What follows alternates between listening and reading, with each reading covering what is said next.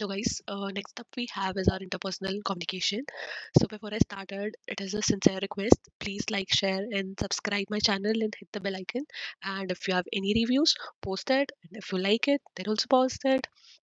Interpersonal communication तो interpersonal communication में हम क्या क्या पढ़ेंगे प्रिंसिपल्स और थ्योरीज और टीम्स की क्या कम्युनिकेशन क्या स्ट्रैटेजीज रहती है नेगोशिएशन मनी हाइस्ट में आपको बहुत अच्छे से पता लग गया होगा नेगोशिएशन क्या होता है और कोई कन्फ्लिक्ट होता है तो क्या कम्युनिकेशन स्किल्स यूज करनी चाहिए मेंटरिंग अप्रेजल्स ये सब हमने एचआर में भी पढ़ा था और सोशल मीडिया डिजिटल मार्केटिंग की कम्युनिकेशन ये सब चीजें इस बार हम पढ़ेंगे तो it is very easy it's more like a story अगर सुनो और समझो तो lack of communication ruins everything because instead of knowing how the other person is feeling we just assume ये तो आप हर सिचुएशन शिप का हाल है मतलब कम्युनिकेशन इज जीरो और हम लोग ओवरथिंकिंग करते रहते हैं खुद से कम्युनिकेट करते रहते हैं understanding interpersonal communication interpersonal communication क्या होगा इंटर स्कूल चैलेंजेस क्या होते हैं डीपीएस और जीडी गोइंग में केवी में और मेरे स्कूल में ये सब चीजें क्या है मतलब दो चीजों के बीच में interpersonal communication refers to exchange of thoughts ideas and feelings between two और more people through the means of verbal और नॉन वर्बल क्या समझ आया हमने exchange of thoughts and feelings किन किन के बीच में टू और मोर पीपल कैसे करते हैं हम वर्बल भी होता है और नॉन वर्बल भी होता है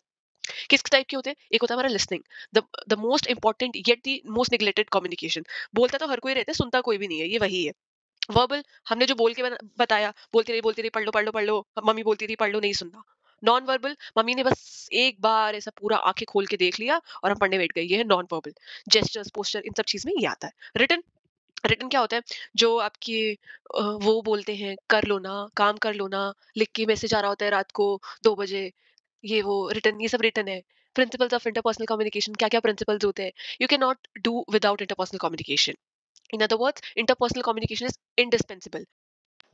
It is quite evident that a life devoid of any interpersonal communication is impossible. ऐसा तो इवन जो बोल नहीं सकते हैं या जो एबल्ड है जो सुन नहीं सकते हैं वो भी तो कम्युनिकेट कर ही रहे हैं ना कम्युनिकेशन के लिए वर्ड्स का होना जरूरी नहीं है और अगर कोई कम्युनिकेट नहीं कर पाएगा अपने आप को बिल्कुल आइसोलेट कर देगा तो वो तो फिर डिप्रेशन में ही है जैसे आजकल हर कोई है any attempt to lead a life of complete isolation is bound to fail as the interdependence of human for emotional physical and material needs is inescapable अगर आप सोच लो मैं तो आज अब से किसी से नहीं बात करूंगा बोलूंगा ही नहीं खाना कैसे खाओगे ठीक है खाना अगर लेने खरीदने जाओगे सब्जी खरीदने जाओगे तो क्या बोलोगे चुप रहोगे वो अपनी मर्जी से देते जो आपका मन है वो दे दो इंटरपर्सनल कम्युनिकेशन इज इरिवर्सिबल आपने एक बार जो बोल दिया आप उसके लिए अपोलोजाइज कर सकते हो कहते हैं ना जो तुमने बोल दिया वही पत्थर की लकीर है interpersonal communication is a complex process क्यों क्यों है बिल्कुल सिंपल नहीं है ना इसमें क्या है बहुत सारी चीजें इन्वॉल्व होती है आपकी लैंग्वेज आपके word symbol body language expression perception आपने क्या बोला उसने क्या समझा ये सब चीजें हम कहते हैं ना कि लड़कियों को समझना बड़ा मुश्किल है ये वही है interpersonal communication occurs in a context that a communicator need to aware about interpersonal communication मतलब जो भी आप कम्युनिकेट करोगे उसका कंटेक्स्ट होना चाहिए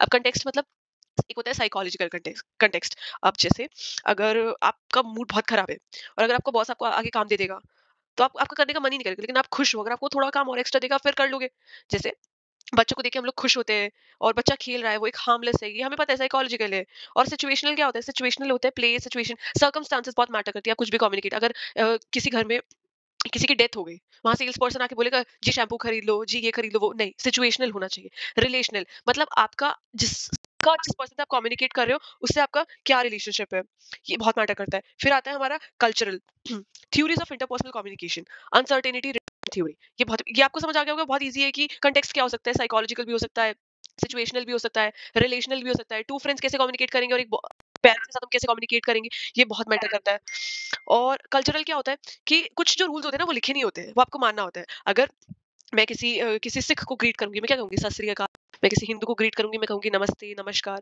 मोहम्मदन को कहूंगी तो क्या बोलूंगी अस्सलाम वालेकुम ये क्या है रिस्पेक्ट है कल्चर की आपको उसी तरह से एंगेज होना पड़ता है उस कॉन्वर्सेशन में theories of interpersonal communication south Indian है तो वरना कम थ्योरीज ऑफ इंटरपर्सनल कम्युनिकेशन कौन सी होती है ये बहुत इंपॉर्टेंट है कुछ थ्योरीज है ये आप अच्छे से समझ लोगे तो लिख भी पाओगे बस अगर आप की पॉइंट्स भी याद कर लो ना और सुन के बिल्कुल समझ लो आप पेपर बहुत अच्छे से अटेम्प्ट कर सकते हो अनसर्टेनिटी रिडक्शन थ्योरी ये थ्योरी क्या होती है इसको हम अलग से कलम मार्क करके चलेंगे since it is important human beings are inherently uncomfortable with uncertainty and prefer predictability जो हम जाते हैं पंडित जी से पूछने जी 5 साल बाद क्या होगा जी हम कितना कमाएंगे अच्छा कमाएंगे कि नहीं कमाएंगे क्या है हम लोग क्या बहुत अनसर्टेन होते हैं हमें जानना है आगे क्या होगा बड़े होना है क्या क्या होगा ये सब चीजें क्या है uncertainty reduction theory the uncertainty is classified into cognitive and behavioural uncertainty cognitive होती है कि हमें सिचुएशनल है हमें पता ही नहीं कल को क्या हो कल को हमें पता था कोविड आएगा हमें पता था हमें ऐसा टाइम भी देखने को मिलेगा कि हम लोग बस घर पे बैठ के सब काम हो रहा है the former refers to lack of clarity on the other person's belief ऐसे ही जैसे हम अपने सिचुएशंस को हमें प्रिडिक्ट नहीं कर सकते ऐसे ही हम सामने वाले के बिलीफ को भी प्रिडिक्ट नहीं कर सकते उसके दिमाग में क्या चल रहा है वो क्या सोच रहा है क्या व्यूज है, क्या ओपिनियंस है। Where is the latter refers to the lack of predictability of an individual action. अब मैंने कुछ बोला, अब मुझे क्या पता वो कैसे एक्शन करेगा। मैंने उसको बोल दिया कि आप काम कर लो ये, या बॉस ने एम्प्लॉय को बोल दिया कि आप ये आज एक्स्ट्रा काम कर लो, तो क्या पता उसके घर में कुछ प्रॉब्लम हो, उसको जल्दी जाना हो। ये क्या है, कॉग्निटिव है, हमें नहीं पता दिमाग में क्या चल रहा है। फिर अब मैंने उसको बोल दिया, अब उसका क्या बिहेवियरल अनसर्टेनिटी, उसका क्या एक्शन होगा। वो मे बी इतना गुस्से में हो, वो कहे कि मुझे तो काम ही नहीं करना है, ये पकड़ो मेरा रिजाइन। वो मे बी क्या कहे कि सॉरी सर मैं काम नहीं कर सकता, वो सिचुएशन बताए। ये सब क्या है, हमारी दो टाइप की अनसर्टेनिटीज है। कौन कौन सी, कोग्निटिव और बिहेवियरल। मैं एक अलग से कलमा करती जाऊंगी, ताकि अगर आप इवन ये पीडीएफ देख भी लो तो आपको बस देख के फटाफट पता लग जाए क्या इसमें इंपॉर्टेंट है। The uncertainty reduction theory tries to explain the initial interaction among people as an attempt to reduce the uncertainty as the behaviour towards each other. क्या होता है, uncertainty reduction theory क्या explain करती है, tries to explain the initial reaction among people as an attempt to reduce the uncertainty as to their behavior towards each other. The higher the uncertainty, the greater is the distance between people. जैसे मैं हूँ, आपके भी कोई दोस्त होंगे, मेरे भी कोई दोस्त है, या जैसे मैं बहुत परेशान हूँ, मुझे बोलना नहीं पड़ेगा, लेकिन क्या होगा, मेरी मदर समझ जाएगी। या मेरा कोई ऐसा दोस्त होगा, खास दोस्त होगा, अगर मैं इवन मैसेज टाइप करके भेजूंगी तो उसको समझ आ जाएगा कि नहीं, इसका तो मूड खराब है। आपके भी ऐसे दोस्त होंगे। ये क्या है, इसका मतलब है अगर वो बिना बोले समझ रहा है तो आपका डिस्टेंस कम है, आप उससे क्लोज हो। लेकिन अगर कई बार होता है आप बोलते भी रहते हो तो भी समझ नहीं आता, जैसे बॉस एम्प्लॉय का रिलेशनशिप, वो क्या होता है, वो होता है बहुत डिस्टेंस होता है उसमें। The theory assumes that the people would cognitively gauge uncertainty and act with the objective of reducing it. मतलब ये थ्योरी assume करके चलती है कि people would cognitively gauge uncertainty, मतलब लोग कोशिश करेंगे कि वो uncertainty को reduce करें, जानने की कोशिश करें, and act with the objective of reducing it. यही, though there needs to be a trigger as per this theory that will prompt the individual to take steps to reduce the uncertainty. ये क्या कहता है, एक need होती है, trigger, there needs to be a trigger as per this theory। जैसे आप बोलते हैं ना कि आप कॉर्पोरेट में क्या है, आप पहले की तरह आप एक्सप्लॉइट नहीं कर सकते, आपको जानना जरूरी है, आप एम्प्लॉय को फोर्स नहीं कर सकते।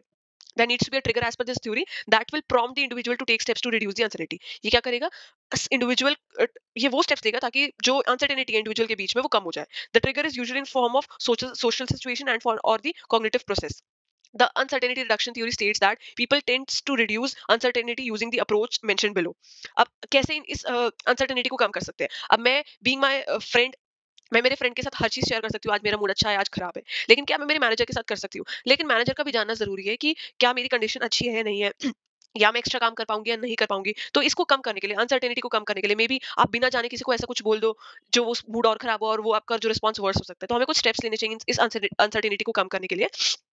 तो इसके कुछ स्टेप्स हैं। सबसे पहले टाइप्स हैं एक्टिव अप्रोच। एक्टिव अप्रोच क्या होती है, it involves an individual trying to gain information about the target by asking those acquainted with the latter. It involves an individual trying to gain information about the target by asking those acquainted with the letter.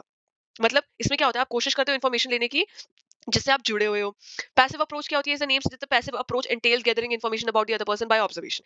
इसमें आप क्या करते हो, आप इकट्ठी करते हो information, इसमें आप ऑब्जर्व करते हो, इसमें आपका कोई डायरेक्ट रिलेशन नहीं होता। इंटरैक्टिव इंटरैक्टिव अप्रोच क्या होती है, इंटरैक्टिव अप्रोच होती है, this is also an active approach where an individual uses direct interaction as a strategy to learn about the other person by probing and sharing. जैसे अब हम डिफरेंस देखेंगे इसमें। हमारी एक्टिव अप्रोच क्या थी, अरे ये तो बहुत ही थिक हो गया। हमारी एक्टिव अप्रोच क्या थी, हमारी एक्टिव अप्रोच थी कि ए को बी के बारे में जानना है, तो ए किससे पूछेगा, बी के फ्रेंड सी से। मतलब वो इन्फॉर्मेशन इकट्ठी करने की कोशिश कर रहा है, वो लोगों से पूछ रहा है। होता है ना, मैनेजर पूछता है भाई इसको क्या हुआ, आज काम क्यों नहीं कर रहा है, या मम्मी पूछती है हमारे भाई बहनों से भाई क्या है, या जैसे क्यों बैठा है, मुंह क्यों फुला रखा है। ये क्या है, हमारी एक्टिव अप्रोच। फिर आती है हमारी पैसिव अप्रोच। पैसिव अप्रोच क्या होती है, मम्मी जब हमें ऑब्जर्व कर रही होती है, ये तो बड़ा मुस्कुरा रही है, क्या देख रही है फोन में, किससे बात कर रही है, ये सब क्या है, पैसिव अप्रोच। फिर आता है हमारा इंटरैक्टिव अप्रोच। मम्मी ने मुझसे सीधा पूछ ही लिया, भाई क्या चक्कर है, इतना क्यों मुस्कुरा रही हो, ये क्या है, इंटरैक्टिव अप्रोच।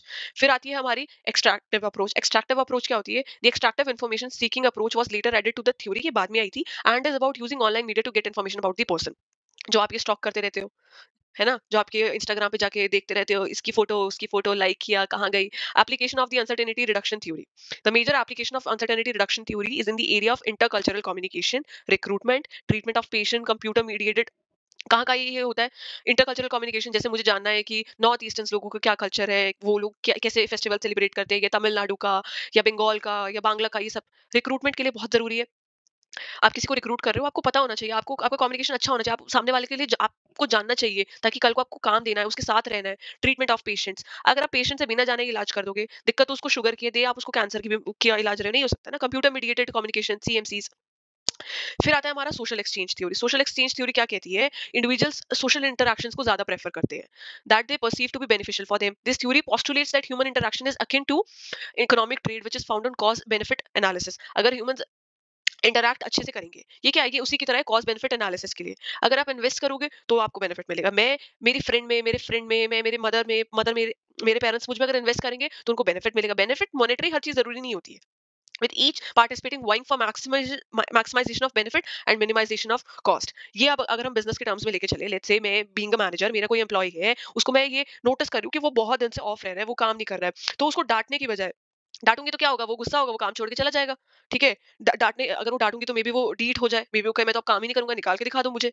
तो इससे अच्छा है मैं क्या करूं, उसे पूछूं, अपना ये जो डिस्टेंस है उसे रिड्यूस करूं, उसे सोशली इंटरैक्ट करूं, ताकि क्या हो, मेरे बेनिफिट्स बढ़े, मैं जान पाऊं, और मेरी मिनिमाइजेशन ऑफ कॉस्ट हो। This process involves disclosure of information between individual as long as the cost of doing so are more often offset by the benefits. As a consequence, the individual progressively gain intimacy as long as they keep receiving rewards. Marriage is an example of social exchange where each individual in the relationship feel content and comfortable as long as they feel that they are getting reciprocated with the benefits equal to the efforts put in them by her। मतलब marriage है, दो लोग अगर इकट्ठे होते हैं तो क्या वो एक सोशल एक्सचेंज ही तो है, दोनों के बेनिफिट्स है, दोनों फैमिली स्टार्ट कर सकते हैं, दोनों का एक पार्टनर है।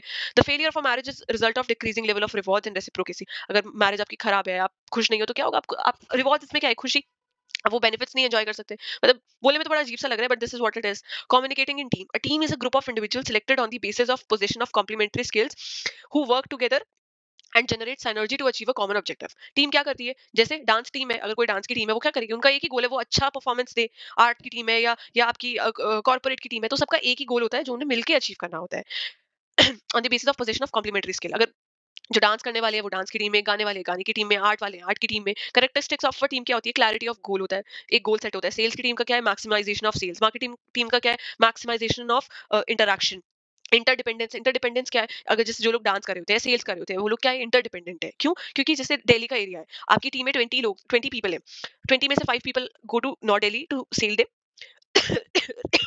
Rest of 5 in the south Delhi, other in the east and west. तो क्या है, अगर एक टीम का भी मेंबर चला गया तो क्या होगा, क्या होगा, वो गोल्स अचीव नहीं हो पाएंगे। इंटरडिपेंडेंट है, रिस्पॉन्सिबिलिटी एंड अकाउंटेबिलिटी। टीम क्या होती है, कलेक्टिवली रिस्पॉन्सिबल होती है एक दूसरे के काम के लिए और अपने खुद के काम के लिए भी।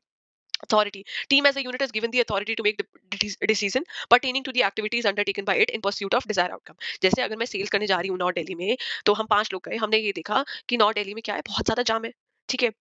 या कुछ जैसे अगर रोड रोड बंद कर रखी है, तो मैं क्या करूंगी, मैं खुद से डिसीजन ले सकती हूँ कि मैं किसी और एरिया में चली जाऊं, या मैं बाकी की टीम्स की हेल्प कर दूं, या कोई एक ऐसा एम्प्लॉय है जो छुट्टी चाहता है तो मैं उसे छुट्टी दूं। ये सब क्या अथॉरिटी है, वो टीम की खुद की अंडरस्टैंडिंग से होती है। ओपन कम्युनिकेशन होता है।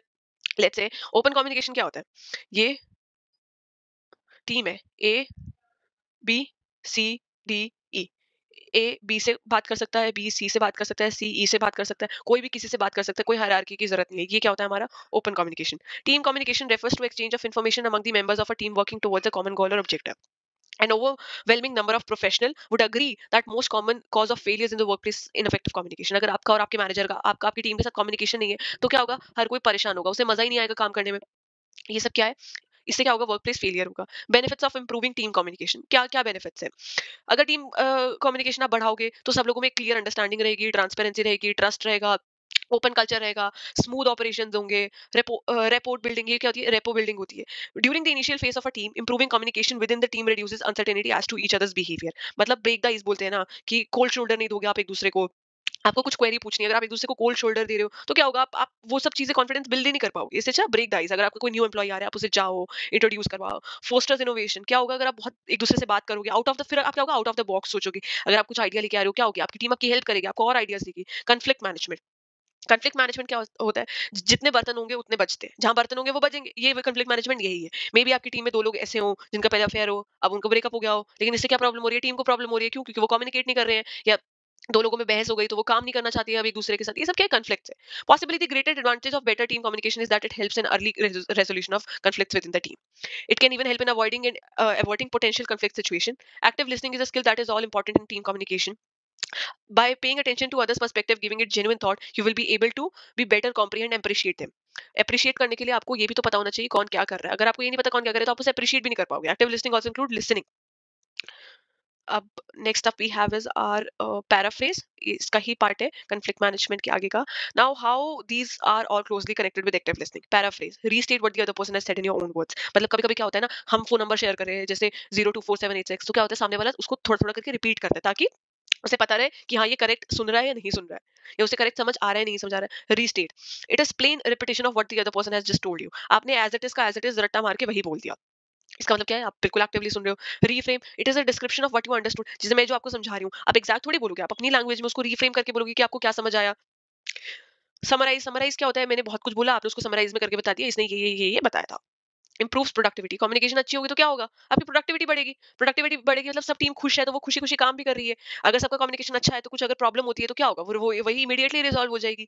वर्क कल्चर मेंटेन रहेगा। आजकल क्या है, जॉब करने वाले सबको क्या चाहिए कि हेल्दी और ट्रांसपेरेंट एनवायरनमेंट चाहिए, वो कल्चर चाहिए। ऐसे नहीं पॉलिटिक्स नहीं, ये इसको बोल रहा है, ये इसको बोल रही है, ये सब चीजें नहीं होनी चाहिए। तो अभी के चैप्टर में हम इतना ही क्लोज करते हैं। इसके नेक्स्ट पार्ट में मैं आगे बढ़ाऊंगी आपको, और it is very easy, just go go through it. कौन कौन सी अप्रोच होती है हमारी, एक्टिव, पैसिव, इंटरएक्टिव, एक्सट्रैक्टिव, और कहाँ-कहाँ इसकी एप्लीकेशन होती है। और उसके बाद हमने क्या पढ़ा, कौन-कौन सी थ्योरी है। सबसे पहले हमारी सोशल एक्सचेंज थ्योरी है। ये हमने पढ़ा सोशल एक्सचेंज क्या होता है। फिर हमारी होती है कम्युनिकेशन इन टीम्स होती है। क्या उसके बेनिफिट्स है, क्या कैरेक्टरिस्टिक्स है। हमारा गोल्स, हमारी क्लैरिटी रहती है, इंटरडिपेंडेंस होता है, responsibility, authority, open communication. Team communication की क्या बेनिफिट है, रेपो बिल्डिंग होती है, और फोस्टर्स इनोवेशन। कॉन्फ्लिक्ट मैनेजमेंट में बहुत जरूरी है। कॉन्फ्लिक्ट मैनेजमेंट में क्या होता है, अब बहुत सारी टेक्निक्स है सुनने की भी। कॉन्फ्लिक्ट मैनेज करने से आपको सुनना जरूरी है। कैसे कैसे सुन सकते हो, पैराफ्रेज, रीस्टेट, रिफ्रेम, समराइज, और और क्या होगा, प्रोडक्टिविटी बढ़ती है, वर्क कल्चर बढ़ती है। Thank you so much, please like share and subscribe.